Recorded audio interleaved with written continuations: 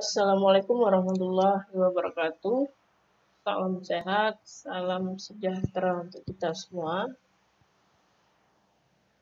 Bertemu lagi di channel saya, Amar Tutor Ekonomi. Kali ini saya akan membahas mengenai pengeluaran pemerintah pada mata pelajaran kebijakan fiskal. Baik, langsung saja.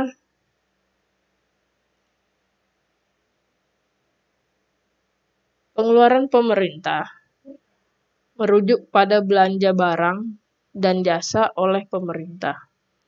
Contohnya adalah pembelian barang untuk operasional dan investasi untuk barang publik.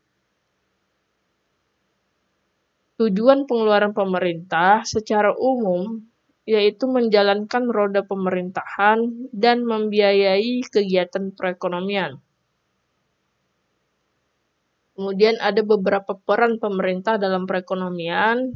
Yang pertama ada peran alokatif, yaitu mengalokasikan sumber daya ekonomi agar pemanfaatannya optimal dan efisien.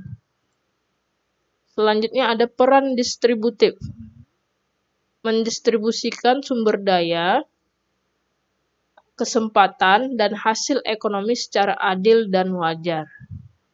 Selanjutnya ada peran stabilisatif, memelihara stabilitas perekonomian. Dan yang terakhir ada peran dinamisatif, yaitu menggerakkan proses pembangunan agar cepat tumbuh, berkembang, dan maju.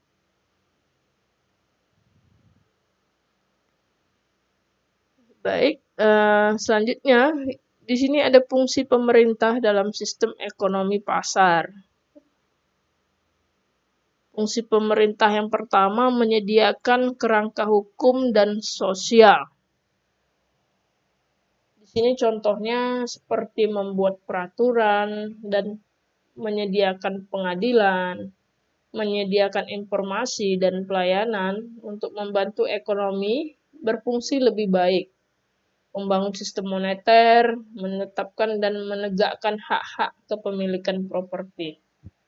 Itu contoh dari penyediaan kerangka hukum dan sosial. Selanjutnya juga fungsi pemerintah menjaga persaingan. Menjaga persaingan contohnya membuat dan menegakkan peraturan anti persaingan usaha tidak sehat.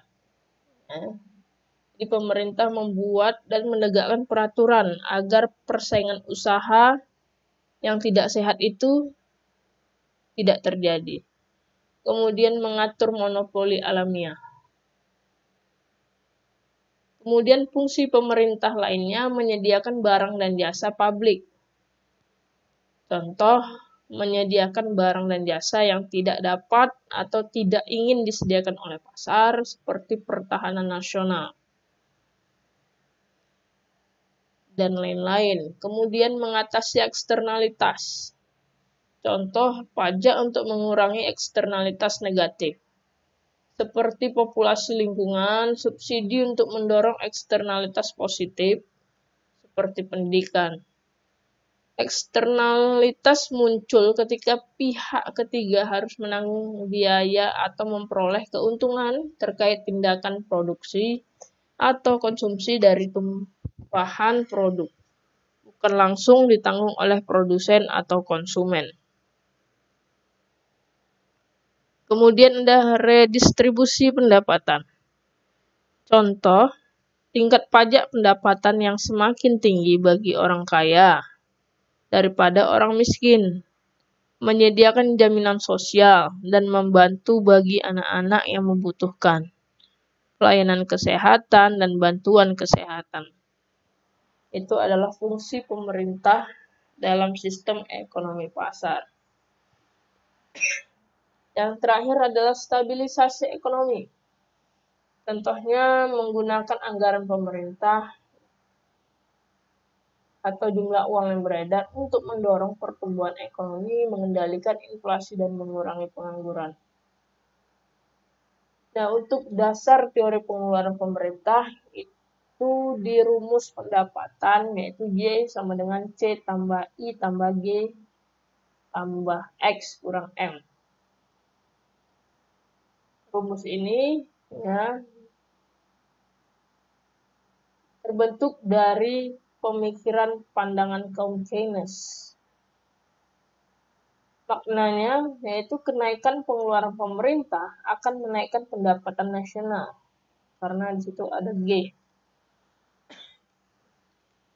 Sebab meningkatnya pengeluaran pemerintah menurut Wagner ada 5 hal, yaitu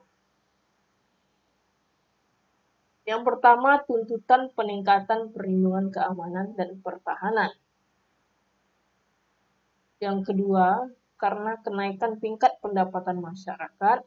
Yang ketiga, urbanisasi yang mengiringi pertumbuhan ekonomi. Yang keempat, perkembangan demokrasi. Dan yang terakhir, ketidakefisiensinya birokrasi. Maka akan meningkatkan pengeluaran pemerintah.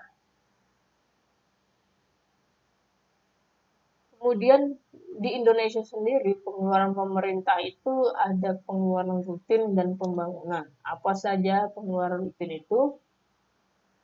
Nah, di sini ada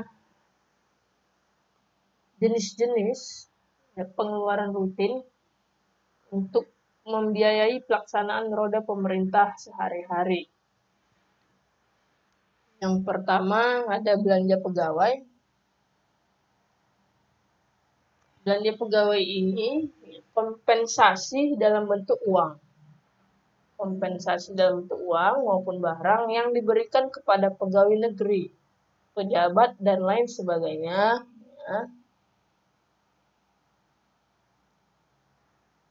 yang bertugas di dalam maupun di luar sebagai imbalan atas pekerjaan yang telah dilaksanakan dalam rangka mendukung tugas dan fungsi unit organisasi pemerintah. Contohnya seperti gaji, uang makan, dan lain-lain. Kemudian ada belanja barang.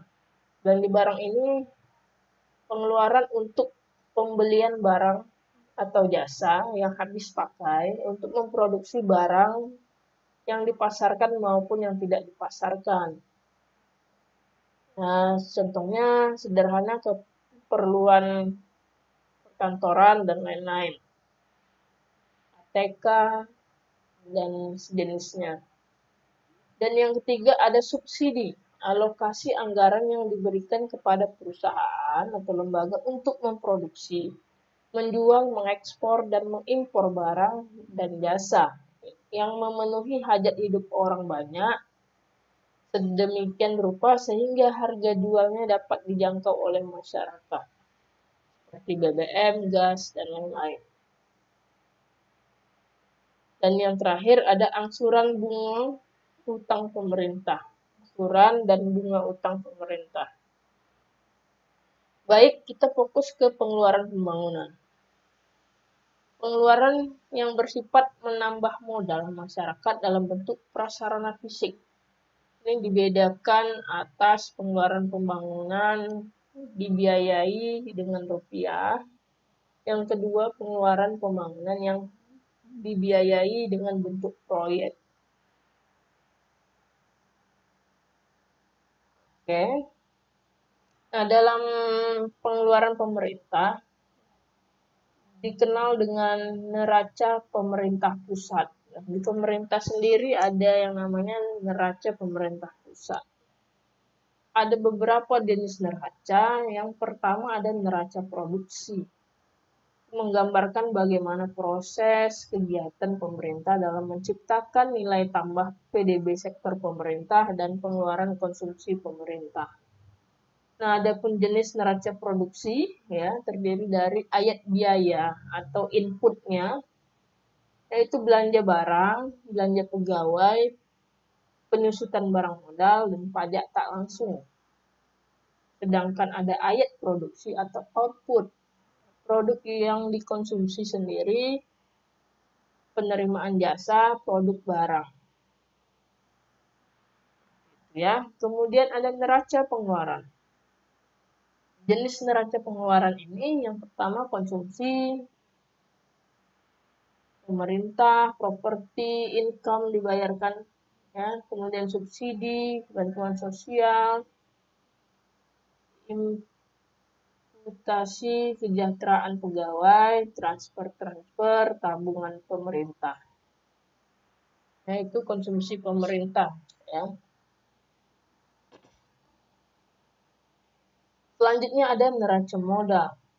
Neraca modal ini menggambarkan proses kegiatan pemerintah dalam membentuk modal yang disebut dengan investasi. Oke, sampai di sini dulu materi kita hari ini. Di next kesempatan kita akan membahas tentang penerimaan pemerintah. Oke, terima kasih dan saya akhiri. Assalamualaikum warahmatullahi wabarakatuh. Salam sehat, salam sejahtera untuk kita semua.